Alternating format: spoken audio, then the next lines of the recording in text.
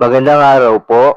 Narito na po ang magiging lagay ng panahon ngayong araw ng Sabado, February 24, 2024.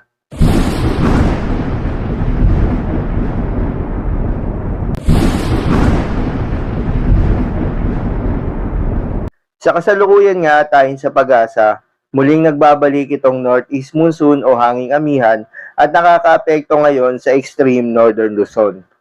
Samantala itong easterlies o yung mainit na hangin galing sa karagatang Pasipiko ang patuloy namang umiiral sa nalalabing bahagi ng ating bansa.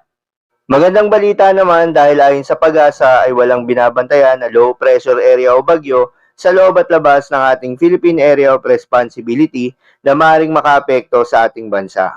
Ngunit ayon nga sa pag-asa ay hindi pa rin inaalis ang posibilidad na magkaroon ng isa o maaaring walang bagyo na papasok ng ating Philippine Area of Responsibility ngayong buwan ng Pebrero.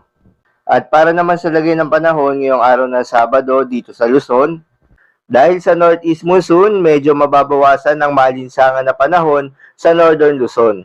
At sa Bicol region, makararanas ng maulap na kalangitan na may kalat-kalat na mga pag-ulan at thunderstorms, dulot naman yan ng easterlies. At sa nalalabing bahagi ng Luzon, asahan na maganda at maliwalas na panahon, maliban lamang sa mga isolated na mga pag-ulan.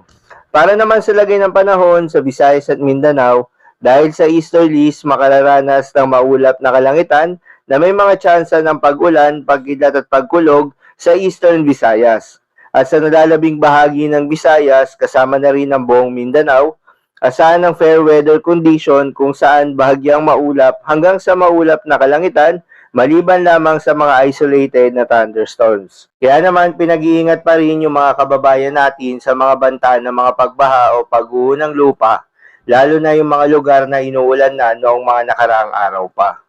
Para naman sa lagay ng mga dagat baybayin, ayon sa pag-asa ay walang nakataas na gale warning sa anumang seaboards ng ating bansa.